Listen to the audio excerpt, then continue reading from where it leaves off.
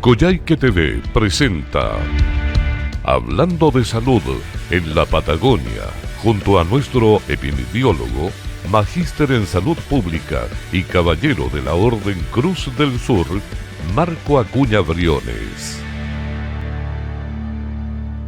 ¿Qué tal, amigos? ¿Cómo les va? Gusto saludarles. Estamos una vez más en Hablando de Salud con nuestro epidemiólogo, don Marco Acuña. Marco, ¿cómo estás? Qué gusto saludarte. Hola, Brahim, un gusto saludarte igual y a nuestros televidentes en Coyhaique TV igual. Bastante veraniego el día de hoy, ¿eh? Es que ha hecho mucho calor estos días, entonces sí, uno tiene que andar cómodo por las temperaturas que estamos viviendo y que no estamos acostumbrados. Aquí en la zona, Marco, ¿la sensación térmica es mayor a la de otros lados o es que uno no está acostumbrado a estos niveles? Es mayor porque es una sensación térmica seca. ¿Cierto? No hay, por ejemplo, en Puerto Aysén es distinto porque como hay mayor humedad, no sientes tanto el calor intenso, claro, como lo estamos viviendo en estos días. Porque acá 20, 25 grados es como que subirse en 40 en Santiago, pues. Por lo menos 33, 34. ¿Cierto? Sí, es mucho calor. Además, hemos tenido como una ola de calor de varios días. Sí, cuando se habla de ola de calor, cuando hay 3 días continuos. Eso es una ola de calor. Sí.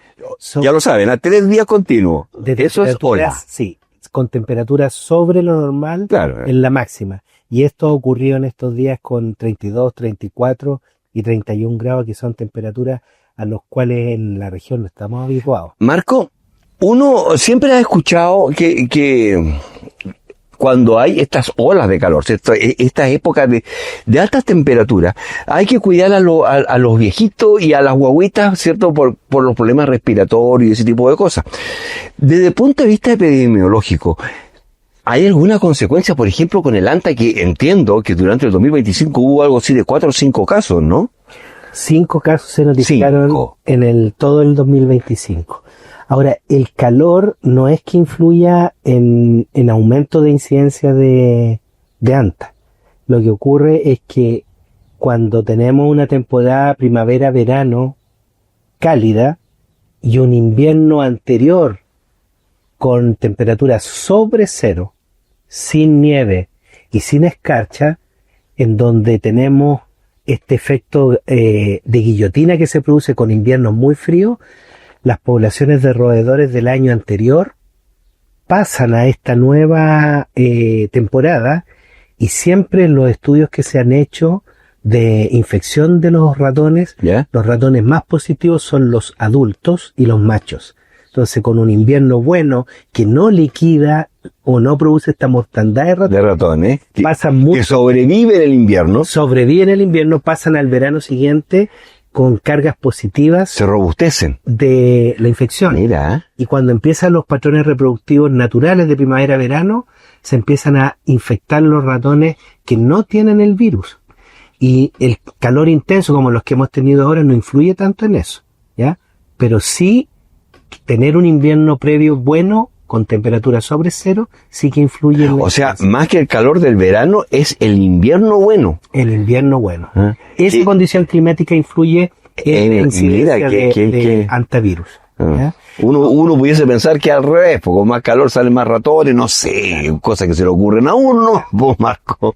Y lo otro es que primaveras lluviosas por fenómeno del Niño también hace que el antivirus en el verano y el otoño siguiente sean condiciones de riesgo, porque tenemos más agua y por lo tanto los árboles, los arbustos que producen granos, semillas y frutos tienen mayor alimento disponible en los ratones, que están en su patrón reproductivo normal entre octubre y abril, y entonces hay más ratones en el campo. Marco, esto que partí diciendo yo, que uno siempre escucha que cuando hay épocas de calor, de temperatura elevada, hay que cuidar más a los viejitos y a las guaguitas. ¿Es efectivo? Eso es así, porque los centros termorreguladores en el adulto mayor especialmente ya no funcionan bien. ¿Y qué es lo que pasa? El adulto mayor con mucho calor rápidamente empieza a deshidratarse, porque empieza a transpirar y pierde estas sales que hacen que cumple una función muy importante en algunas funciones del organismo, como la movilidad. Y como que se agitan, ¿no? se agitan. La respiración comienza a ser más... No, y además que si tienen enfermedades cardiovasculares de base, se empiezan a aumentar la presión y se descompensan de sus enfermedades crónicas si es que no están tomando bien sus medicamentos. Y lo otro, que hay algunos medicamentos que se ven seriamente afectados por temperaturas altas. Por ejemplo, la insulina tiene que estar refrigerada. Si la dejamos ambiente y con estas temperaturas, la insulina empieza a inactivarse y después al administrarla no funciona bien. Eso es para los diabéticos. Para los diabéticos. Claro. Oye, hemos escuchado, bueno, uno escucha tanta noticia que en realidad de pronto no sabe si son fake o no. Pero últimamente ha salido harta noticia respecto a salud. Uno que hay un estudio de unos españoles con chinos, científicos españoles y chinos que juntos habrían encontrado cómo bloquear algunas plaquetas del Alzheimer, por lo tanto hay cosas bien avanzadas al respecto según lo que hemos leído. Y también respecto al tema de los diabéticos. Sí. Lo que pasa es que la diabetes es una enfermedad que tiene que ver con la regulación de los niveles de azúcar en la sangre. ¿Ya? Por eso hay una diabetes tipo 1 y tipo 2. La tipo 1 es la diabetes que es insulino dependiente y que generalmente se diagnostica en personas jóvenes, en niños, en jóvenes. En cambio la diabetes 2 ya se produce ya en la edad, en la etapa adulta o de adulto mayor, porque ya el páncreas no está funcionando bien. Y habitualmente en el segundo caso de la diabetes 2 lo que se da como tratamiento son pastillas que tienen una función de disminuir el azúcar en la sangre, ¿ya? Entonces, en el adulto mayor se produce además que hay una coexistencia de enfermedades, porque puede ser diabético, puede ser hipertenso y puede ser dislipidémico, entonces tiene varias enfermedades crónicas y es muy difícil mantener a los crónicos con sus patologías crónicas de base compensadas si es que no toman bien sus medicamentos, si no tiene una adecuada dieta y si no tiene, para el caso de los adultos mayores que viven solos, alguien que se preocupe de que las dosis sean las adecuadas. Marco, todos estos estudios que hemos sabido que se están realizando y cierto avance, de alguna manera es un anticipo, digamos, de que en un futuro, no sé si próximo, pero inmediato al menos, pudiese haber cura o tratamiento para algunas enfermedades que hoy día son todo un tema, ¿o no? Sí, los avances científicos apuntan hacia eso. De hecho, todas estas enfermedades que hoy día están siendo muy frecuentes, el Alzheimer, el Parkinson, que son enfermedades neurológicas y que tienen que ver también un poco con la expectativa de vida de las personas, en donde hoy día estamos viviendo sin ningún problema hasta los 80 y los 90 años. Y sientan bien. Y sientan bien. Entonces sí, la ciencia y la tecnología está permitiendo encontrar algunas curas para estas enfermedades crónicas. Incluso hay estudios donde tú podrías, haciendo estudios genéticos en el periodo prenatal, y diagnosticar algunas enfermedades de ese feto que Oye, sí, también lo hemos leído que está ya inútero, en esa época, sí, o sea, en esa etapa se puede determinar enfermedades. Ya están determinadas. Así es. Así es. Igual que para los niños Down, también leí una noticia en el matinal, ahora un par de días atrás, y que por ahí el titular era que en el futuro próximo ya no habría niños Down por cuanto habrían encontrado la manera de eliminar ese cromosoma 12, ¿cómo es? Son los cromosomas los que tienen alteraciones. Claro. Entonces sí se podría, a lo mejor el cromosoma que está dañado, eliminar, pero eso ya son avances científicos de alto nivel y que se están haciendo, que se están diseñando, pero que hay que probarlos. Lógico, o sea, hay un periodo todavía o sea, no pensemos en una aplicación masiva 2026 ni 2027, digamos. Sí, porque hay aspectos éticos que se tienen que de todas formas respetar con el ser humano. Acuérdate cuando se clonó la oveja Dolly. ¿Ya? Eso fue un tremendo avance de la capacidad del ser humano de poder hacer una copia fiel de una especie animal con parte de células y llegar a producir otro ser vivo igual del que se obtuvo originalmente una célula para producir la replicación. Entonces, es cuestionable si eso se puede aplicar al ser humano, ¿ya? Marco, volviendo al tema de la ola de calor, que ya aprendimos que son 3 días seguidos con temperaturas por sobre lo normal. Los rayos ultravioleta, ¿de qué manera afectan a la piel? Bueno, la O sea, radiación... ¿qué tan graves son? Lo que pasa es que la radiación ultravioleta va dañando primero la piel y luego causando alteraciones celulares que te pueden llegar a producir un cáncer. La idea es que la exposición crónica es la de mayor riesgo, ¿ya? Cuando tú estás sistemáticamente exponiéndote al sol sin protección. Un trabajador que esté Un trabajador a la intemperie que no se protege o que no se producen medidas de gestión para disminuir la exposición durante el día a la radiación en los momentos que es más intensa, que es... Y estas cremas, los filtros funcionan, ¿no? Funcionan. Entre las 12 y las 5 de la tarde Que es la hora de más calor. es la hora de más calor y en esos momentos es cuando uno debería tratar de gestionar la exposición a la intemperie de los trabajadores. Oye, Marco, y cuando uno compra estos bloqueadores solares, vienen que el grado 1, el 2, el 3, el 4, el 5, el Sí. top, el super extra. ¿Hay diferencia entre ellos? Hay diferencias. Por ejemplo, ¿Y en qué se basa? el factor 50, que tiene que ver con una protección intensa de la radiación ultravioleta, en la que se usa preferentemente en las guaguitas, en los niños pequeños. Factor 30 es para los adultos que están expuestos varias horas del día a la exposición solar. Y no basta que tú te apliques una vez. El protector solar se tiene que estar aplicando cada 2 horas si tú vas a permanecer durante todo el día a la exposición solar. Factor 30, factor 50. ¿Qué significan en concreto? Ese 30, 50, ¿50 qué? ¿30 qué? Son unidades de medida que tienen que ver con la película que se produce sobre la piel para evitar la radiación ultravioleta. Pero eso me hace pensar que el 50 evidentemente es mejor que el 30, Así ¿o no? es, sí. ¿Y por qué tú haces esa diferencia para adultos, el 30 para niños, perdón, el 50 para niños, el Que la 30? piel del niño es mucho más delgada Ok. y es más sensible a la radiación ultravioleta. ¿Y ahí se requiere el 50 o el 30? 50. El 50. Y Y para el adulto que ya tiene la Ya piel más de chancho. Como que tiene ya la piel con un escudo Claro, ya. factor Con un 30. 30 ya no quiere más. Pero además hay otras medidas complementarias. Está por una parte la protección con el factor protector, luego el uso de camisas, ojalá de color claro.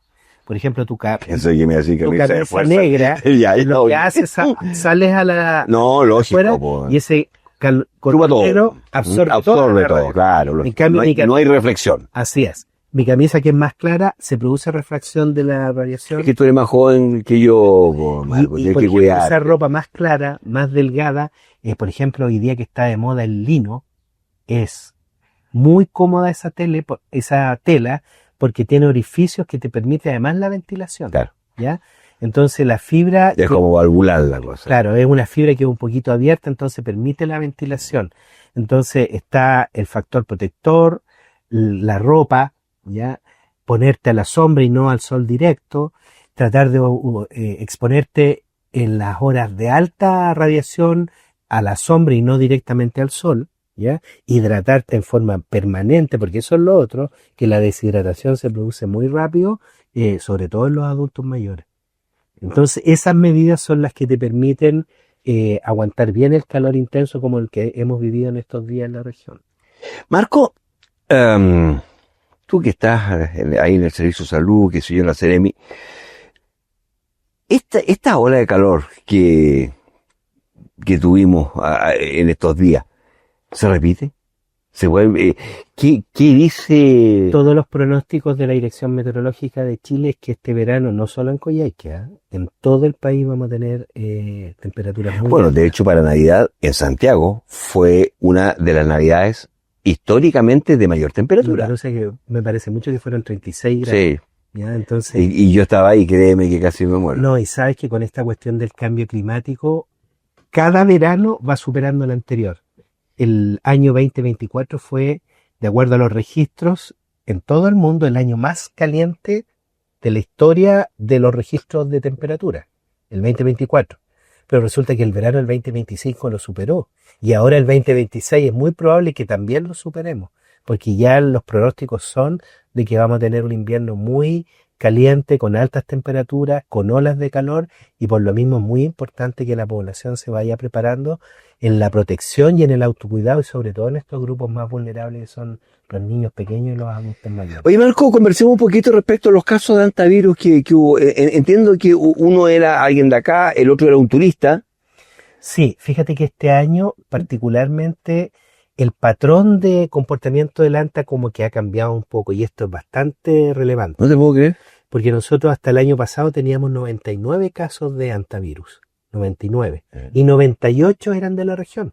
Trabajador agrícola, trabajador forestal, trabajador silvoagropecuario que anda con sus animales. También tenemos mujeres de zonas rurales que se han infectado también cumpliendo algunas funciones, actividades del campo. Y tenemos niños pequeños que se han infectado con ocasión de entrar a lugares cerrados, entrar con sus papás a limpiar casas que han estado. O es típico en el campo ir a jugar hasta la paja y a tirarse. Pero fíjate que en los niños no se ha dado esa condición. Se ha dado estar en lugares donde entraron y dentro de ese espacio cerrado habían excretas de ratón, ¿ya? Pero fíjate que este año llevamos 5 casos. 5, o sea, el 2025. 2025, sí, es verdad que ya cambiamos. Ya estamos en el 2026. Enchufémonos, pues. En el 2025 hubo 5 casos. Y 3 de esos casos se dieron en personas que eran turistas o visitantes de zonas rurales. Y ese patrón no lo teníamos. De esos 99, solo 1 era una persona que era de Santiago, que vino una semana a un congreso, que el congreso terminó el viernes y el fin de semana salió a pasear, y en ese paseo el fin de semana, lamentablemente, esta persona ¿cómo se contagió el fin de semana? ¿Quién entró a una cabaña? Entró a un área de bosque de follaje denso y se metió entre medio de las ramas. ¿Ya? Pero eso está al aire libre, pues, Marco. Está al aire libre, pero cuando tú te metes a zona de bosque con arbustos frondosos, donde pudo haber actividad de ratón en la noche anterior, tú te puedes encontrar que en esos ramas, en esos arbustos, el ratón la noche anterior orinó, defecó, si habían frutitos silvestres, comió y dejó saliva, y tú te metes entre medio de eso, porque en esas condiciones el virus que ha dejado el ratón con su fluido permanece hasta 24 horas activo. Entonces, si tú te metes ahí me estáis cancada, ahí me mataste, porque siempre, las veces que hemos conversado sobre anta, siempre ventile bien a lo menos media hora, pero si está en medio bosque, ¿cómo va a ventilar, digamos? No, pues el bosque... entonces, en no meterse, ¿no? Y por eso, la recomendación para el que va a hacer trekking, el que va a meterse a la zona de alta ruralidad, es siempre por la senda. Pues eso tiene que ser el sendero. El sendero. Nunca meterse al bosque, nunca meterse al follaje, la carpa ponerla en un lugar libre. Oye, es así de fuerte, fuerte. ¿Y aún estando al aire libre? Aún estando al aire libre te puedes infectar. Y esta persona estuvo bastante grave por lo que supe. Bueno, este año fíjate que por suerte y por la capacidad de los equipos de atención, de cuidado intensivo, de los 5 enfermos de este año, los 5 han estado gravemente enfermos, ¿ya? Conectados a ventilador mecánico, 3 de ellos con ECMO, que es este equipo de ventilación extracorpórea. Eso no lo conocía, ECMO. ECMO. ¿Ya? ¿Y que es en inglés sí, la sigla. La sigla en inglés, pero es equipo de ventilación extracorpórea. ¿Y cómo es extracorpóreo? Te sacan por una vía venosa toda la sangre, es lo mismo que la diálisis, pero aquí en vez de desintoxicar tu sangre porque el riñón no está funcionando, te sacan toda la sangre por el equipo, te la oxigenan con oxígeno puro y limpio y se la retornan al enfermo porque el pulmón está colapsado y la persona no puede respirar espontáneamente, y por eso está con el ventilador. Es como un pulmón externo. Externo. Así es.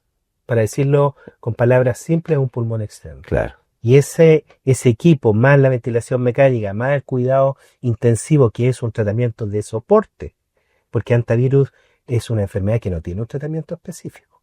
Es de soporte, claro. Mientras el enfermo está... Lo que nos has comentado en varias oportunidades. La fase más grave de la enfermedad, aguantando el chaparrón, que el enfermo empiece a poquito a recuperarse, y ahí se empiezan a bajar las dosis de medicamentos para el corazón, se empieza a ver la oxigenación, se va despertando de a poquito el enfermo, se va desconectando los equipos hasta que se recupera, pero aún así estos pacientes que hacen la enfermedad grave, que están mucho tiempo conectados a ventilador mecánico, quedan varios meses y el doctor Mauricio Tapia los ha controlado hasta el año, hasta los 2 años, y hay algunos que hasta el año están con dificultades para caminar porque los músculos le molestan, incluso con agitación respiratoria ante el esfuerzo. Si vas al bosque, no te metas en follaje que sea muy frondoso, muy sigue el sendero.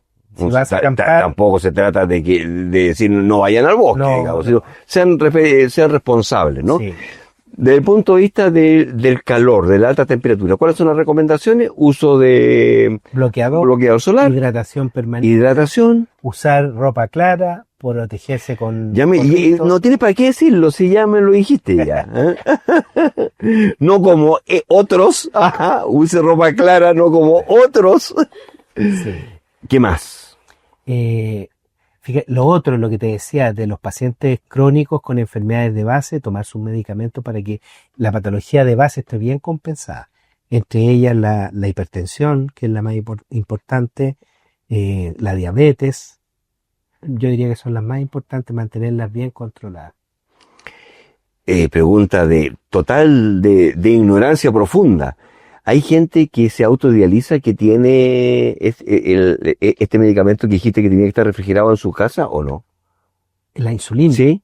Hay gente que se administra la insulina para regularlo. La tiene en su casa. Sí. O sea, se la autoadministra. Entonces es fundamental que estén refrigeradas. Eso. Con estas temperaturas tiene que estar refrigerada la insulina.